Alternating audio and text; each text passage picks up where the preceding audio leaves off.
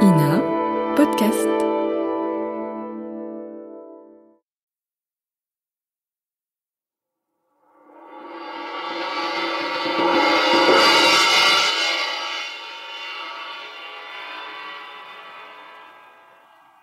Raymond Rouleau présente L'île au trésor, transposition radiophonique de Raymond Rouleau d'après le roman de Stevenson et la pièce de Léonie de Léance. Voici quels en seront les principaux interprètes. Madeleine Robinson, Raymond Rouleau, Pierre Trabeau, Gérard Houry, Jean Temerson, Edmond Beauchamp et Renaud Marie. Production et réalisation de Raymond Rouleau. Mise en onde de Pierre-Christian Renard.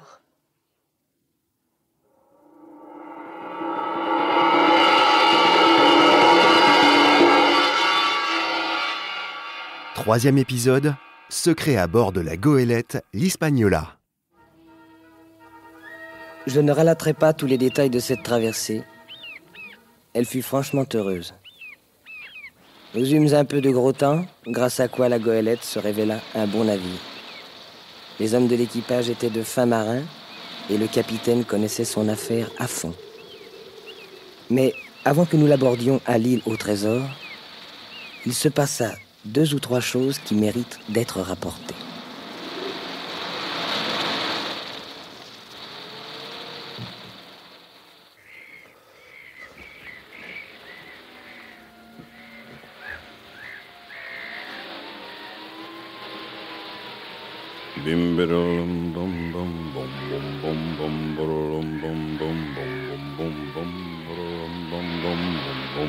Vous ferez bien de descendre à vos fourneaux, Silver. L'équipage ne sera pas fâché de souper tout à l'heure. On y va, capitaine. On y va. Hé Hé oh, en douceur. En douceur, les petits gars. Larguez votre verre en douceur, voyons. Alors. Ouais. Et toi, Moussaillon, t'as rien à faire? Que tu restes là à bailler aux corneilles? Fais-moi le plaisir de débarrasser le plancher et d'aller demander du travail aux cuisines. Voilà. Oui, capitaine, oui. Mais cet enfant ne faisait pas grand mal. Je ne veux pas de favoris sur mon navire, monsieur. Pour vous dire le vrai, je ne suis pas trop content de vous voir constamment gâter l'équipage. Oh. Tantôt c'est une double ration de viande, tantôt de pudding. Ce tonneau, là, tenez, qui était plein de pommes, il s'est vidé en 3 jours. Alors, et vous croyez que quelques mauvaises pommes vont gâter vos matelots? Non, naturellement. Mais le système est mauvais. Et ce qui gâtera nos marins, si toutefois ils ont besoin de l'être, ce ne sont pas les pommes, mais les doubles rations d'eau de vie que vous faites distribuer à tout propos. Ah, vous en avez vu d'ailleurs les inconvénients. Et mon second, ce malheureux Aran qui est tombé à la mer il y a 3 jours, n'aurait certes pas eu cet accident s'il n'avait pas été sous comme une huître. Enfin, c'est pas votre avis, docteur? Ça, il est certain que vos craintes n'étaient que trop fondées et Caraos s'est révélé très vite un ivrogne invétéré. Mais enfin, je ne m'explique pas comment il pouvait boire à ce point. Les doubles rations ne suffisent pas à griser un homme. Non, en effet. Je me suis comme vous posé la question de savoir comment il se procurait de l'alcool. Ah. Il en pestait le rhum à plein nez, le malheureux. Mais Silver seul a la clé des provisions de bouche. Par conséquent... Oui, eh bien, voilà. Alors vous n'allez pas dire que Silver n'est pas la perle des cuisiniers. Toujours poli, prévenant. Et on ne peut pas l'accuser de boire, je pense. Oh, ça, certainement pas. Je le croirais plutôt capable de se priver de sa ration pour la faire boire aux autres. Comment vous pensez, capitaine? Non, je ne pense rien en ce moment, monsieur. Je vous en reparlerai. Dites-moi, êtes-vous content du second maître qui a remplacé le pauvre Arao? Hans? Oui. Hans est un bon marin, il connaît bien son métier. Excusez-moi, messieurs, c'est l'heure de mon inspection. Oh, cet homme est intolérable. Il réussit à me gâter mon voyage, là, vous savez. Sur ma parole, je suis navré de m'être empêtré d'un si fâcheux trouble-fête. Alors, calmez-vous. D'abord, nous sommes presque au terme de notre expédition. Et puis, vous devez bien reconnaître que bien des choses prévues par Smollett se sont réalisées. Comment? Je le nie absolument. Alors, voyons, cher ami, soyez de bonne foi. En ce qui concerne Arao, par exemple... Oh, en ce qui concerne Arao...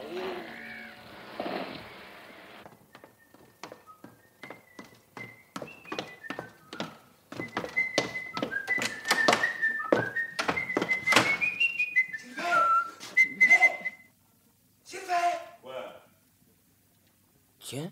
Viens voir par ici. Qu'est-ce qu'ils viennent faire ici, ces deux-là?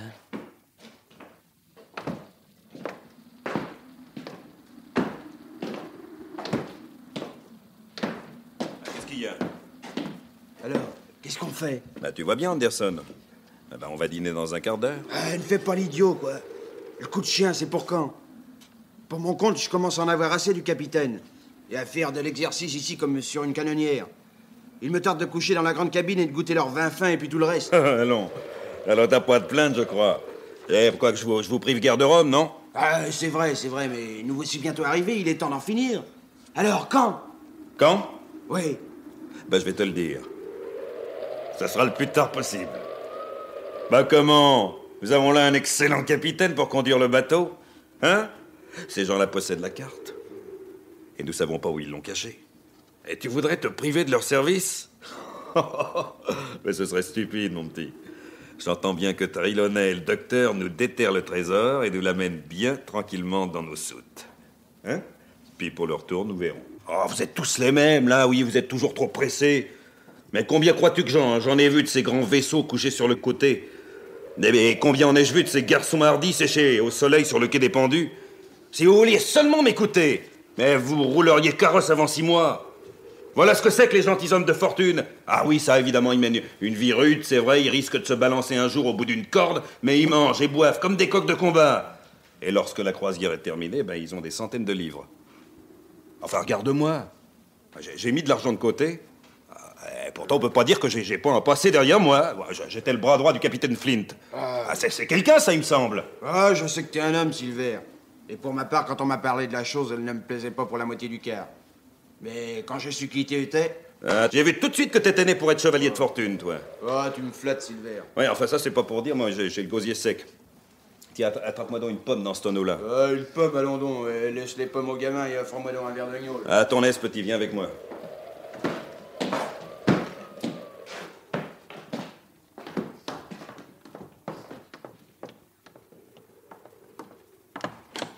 Docteur! Qu'est-ce que tu as? Il faut que je vous parle tout de suite. Allez vite chercher Sir Trelawney. Et le capitaine, dès que les hommes seront descendus pour la soupe, je vous retrouverai ici. Hein. Mais qu'est-ce que... Mais c'est très grave, je vous jure, il n'y a pas un moment à perdre, vite!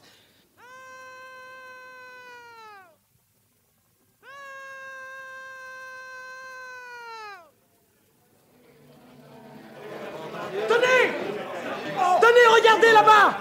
Cette bande brune, à gauche! À gauche! C'est un nuage! Non, c'est la terre, je suis sûr! Regardez! Je dis que moi, je vois des palmiers! C'est une île! C'est une île! Silence! Silence!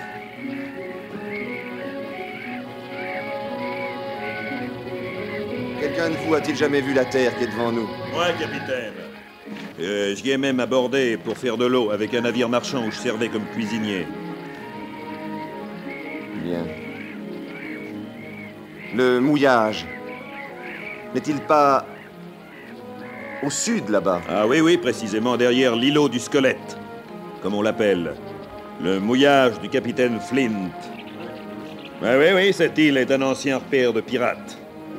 Il y a là un fort courant allant au sud le long de la côte. Alors, vous avez raison, capitaine, d'appuyer contre le vent et de laisser l'île à bâbord. C'est bien, merci. Si j'ai encore besoin de votre expérience, je vous le dirai. Et Jim, c'est un vrai paradis que cette île pour un garçon comme toi. Vas-tu t'en donner là-bas, escalader les arbres, hein? Mais je me suis fait mal tout à l'heure. À poursuivre les chefs sauvages. Elle ne me touchez pas, je me suis fait mal. Faudra me montrer ça, je te frictionnerai. Non, merci, ça ira, merci. Capitaine, je crois que le dîner va être servi pour l'équipage. Alors voulez-vous bien annoncer de la part de Sir Trelawney une double ration de rhum en l'honneur de notre prochaine arrivée? Eh les gars! Et pip pip! Ouais! Et pip pip! Ouais! Et pip pip! Ouais! Et pour le capitaine! Et pip pip! Hurrah! Hissez le pavillon! C'est bien, messieurs. Vous pouvez aller souper. Un homme suffira à la barre. Il sera relevé au moment où vous aurez fini de manger. Bien, capitaine. Grey, à la barre. Oui, entendu. C'est le moins sûr de tous. Nous serons plus tranquilles sans Louis. Entendu, d'accord. Entrez, messieurs, j'ai à vous parler. À nous aussi. Pouvons-nous être tranquilles ici? Beaucoup plus que sur le pont où je crains les oreilles indiscrètes. Fermez la porte. Voilà. J'ai posté Hunter et Joyce de chaque côté de l'entrepont pour éviter toute surprise de ce côté. Bien. Bon, l'homme de la barre ne quittera pas son poste. Alors, Jim, tu peux parler. Oui, il paraît, capitaine, qu'il a entendu quelque chose de très grave. Oui, Silver, n'est-ce pas? Ça, je m'en doutais. Alors, Jim, parle. De quoi s'agit-il? C'est terrible, monsieur. Silver parlait à Anderson tout à l'heure et comme j'étais dans le tonneau de pommes, ils ne pouvaient pas savoir que je les écoutais. Oui. C'est affreux tout ce qu'ils ont dit, vous savez. Alors. Silver était un ancien pirate et il était de la bande du capitaine Flint et il veut tous nous tuer quand vous aurez trouvé le trésor. Tu es certain de ce que tu dis là? Ça, je le jure. Il veut faire de l'Hispaniola un vaisseau de course et de l'équipage des gentilshommes de fortune. Capitaine, vous aviez raison et j'avais tort. Je reconnais que je suis un âne bâté et j'attends vos ordres. Vous n'êtes pas plus âne que moi, monsieur. Jusqu'à ce soir, jamais je n'ai vu un équipage préparant une révolte sans laisser percer ses projets d'une façon ou de l'autre. Permettez, capitaine, l'explication est fort simple, voyons. C'est John Silver qui a tout fait. Et ne vous y trompez pas, c'est un homme remarquable. Oui, il ferait surtout remarquablement bien en haut de la grande vergue, pendu par le cou. Quel hypocrite! Quand je pense qu'il m'avait si bien trompé... Mais il nous a tous trompés. Bon, nous bavardons et le temps presse. Alors il faut prendre des décisions. Oui, vous êtes notre commandant, c'est à vous de parler. Voici mon avis. Primo, d'après ce que nous a dit Jim, il faut aller de l'avant. Car si je donnais l'ordre de virer de bord, les gaillards se révolteraient aussitôt, naturellement. Oui. Secondo, nous avons du temps devant nous. Au moins jusqu'à ce que le trésor ait été trouvé. Oui. Tertio, nous devons savoir si quelques-uns des hommes nous sont encore fidèles. Peut-être bien ceux qui ont été engagés directement par Trelawney. Hélas, presque tous sauf Gray m'ont été recommandés par Silver. Comment, Gray? Oui, l'homme qui est à la barre en ce moment. Êtes-vous sûr de vos domestiques, messieurs? Oh, comme de nous-mêmes. Bon, en comptant Jim comme un homme, ça ferait 7 contre 18. Ça, nous ne devons pas nous le dissimuler, vous savez. Tôt ou tard, il faudra en venir au coup. Mais heureusement que grâce à vous, nous avons les munitions entre nos mains à l'avant. Mon Dieu, combien j'ai été coupable et léger. Je m'en rends compte à présent. L'heure n'est pas au regret, monsieur, mais à l'action. Jim nous sera fort utile car les hommes ne se méfient pas de lui et il pourra nous renseigner. Alors, que décidons-nous? Mais quand je pense que ces misérables sont anglais, j'ai envie de faire sauter le navire. Ce ne serait pas un remède. Non. Voilà. Je propose d'essayer de les diviser pour en venir à bout et d'en envoyer 2 chaloupes à terre demain matin sous prétexte de reconnaître l'île. Pendant ce temps, nous pourrons nous organiser ici et, grâce au canon, défendre le navire. Oui, mais le trésor... Il pense encore au trésor, celui-là. Crois-moi, petit, le meilleur trésor, c'est la vie. Alors, messieurs, prévenez vos domestiques qu'ils se tiennent prêts à toute alerte. Et toi, Jim, va faire un tour en bas comme chaque soir pour ne pas éveiller la méfiance. Entendu, capitaine, je ferai ce qu'il faudra. Quel brave petit homme. Je pense à sa mère qui me l'a confié. Pardon, mon ami. Allons, pas de faiblesse. Nous le lui ramènerons. Les canots furent mis à l'eau et durent remorquer le navire le long d'un chenal étroit vers le mouillage situé derrière l'île aux squelettes.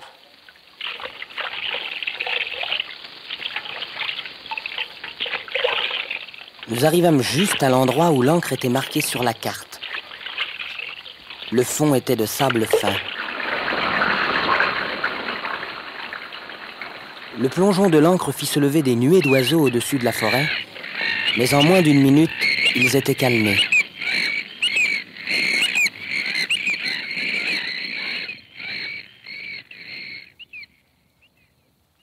Et à nouveau, le silence régna.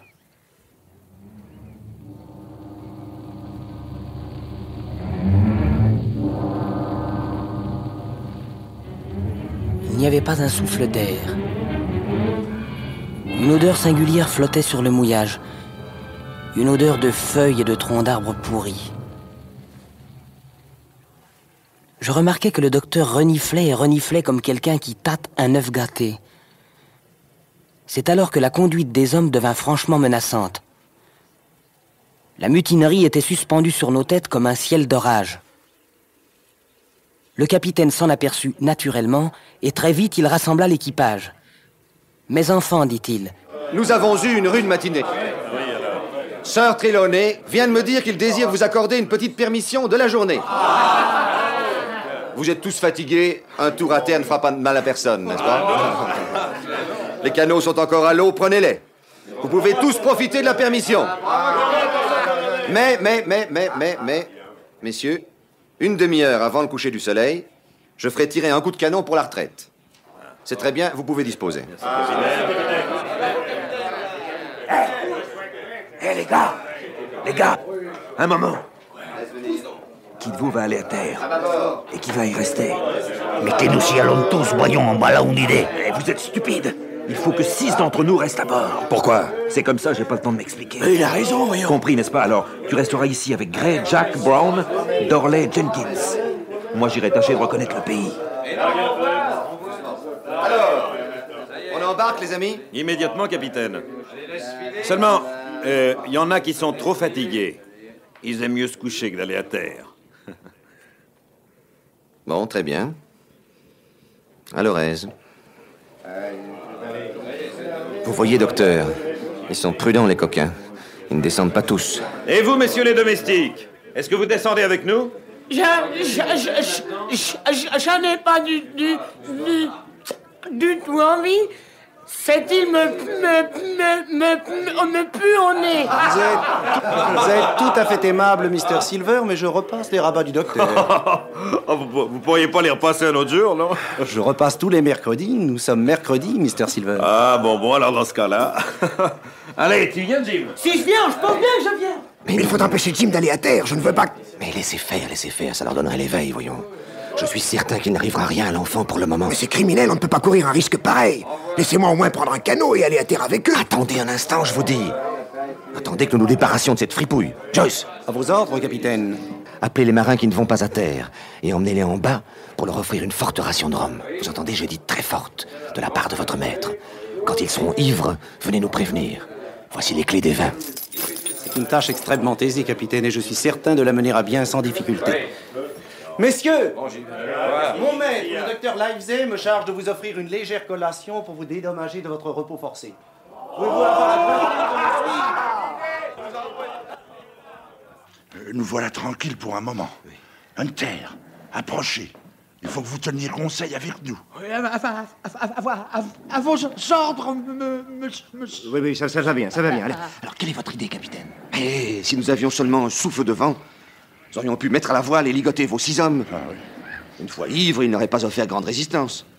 Surtout que nous avons des armes. Oui, mais ils ont leurs couteaux. Eh oui, mais nous aurions l'avantage de la surprise. Êtes-vous bien armés, messieurs? 2 pistolets chacun? Je n'en ai qu'un, Livesey aussi. Oui, ne répondez pas. Nous gagnons du temps. Et ils ont atterri.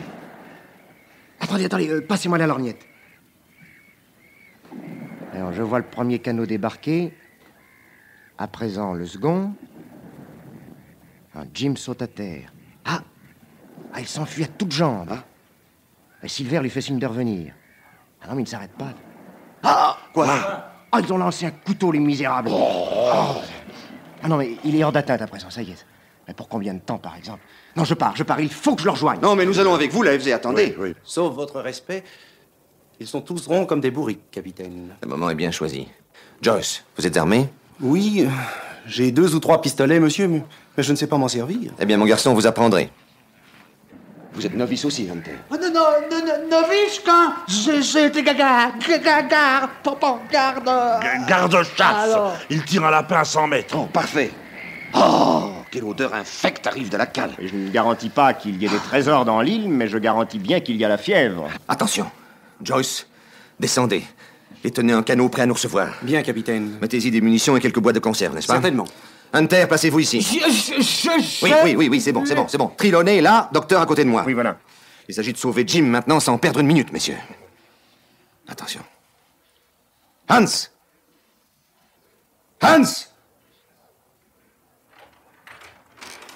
Haut les mains! Vous voyez que nous sommes en force, n'est-ce pas? N'essayez pas de résister. Vous allez d'abord laisser sortir ceux qui sont restés fidèles à leur capitaine. Gray, je quitte le navire. Et je vous ordonne de me suivre. Je sais que vous êtes un brave garçon. Je vous donne 30 secondes pour nous rejoindre. Allons! Chaque seconde met la vie d'un homme en danger. Je suis avec vous, capitaine. Ah, merci, je n'en doutais pas. Descendez dans la barque avec Sir Trelawney immédiatement. À présent, vous autres, descendez dans la cale. Descendez dans la cale! Allons, enfermez-les, messieurs. Enfermez-les. Impossible, la serrure est faussée. Ah, tant pis, essayons de la caler avec un ou 2 tonneaux. Oui, ça nous donnera les quelques minutes nécessaires à embarquer. Ah, ça va. Descendez dans le canot, docteur. Nous vous rejoignons.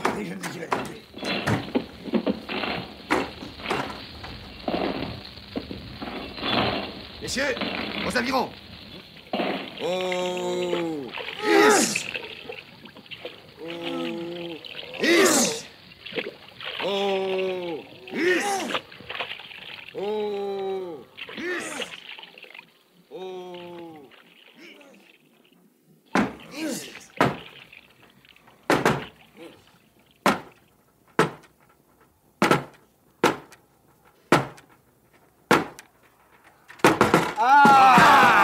Les canons! Vite, les canons! Passez-moi la mèche là, Allez, ici, voilà, vite. on va leur tirer dessus! Attention! Bouchez-vous les oreilles!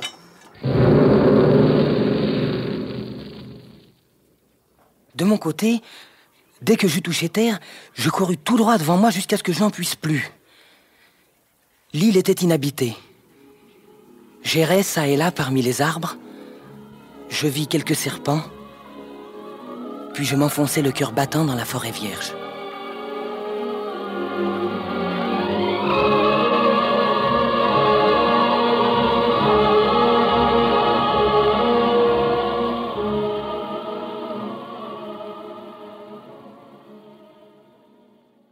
Rendez-vous pour la suite de l'île au trésor dans le 4e épisode, 2 capitaines s'affrontent.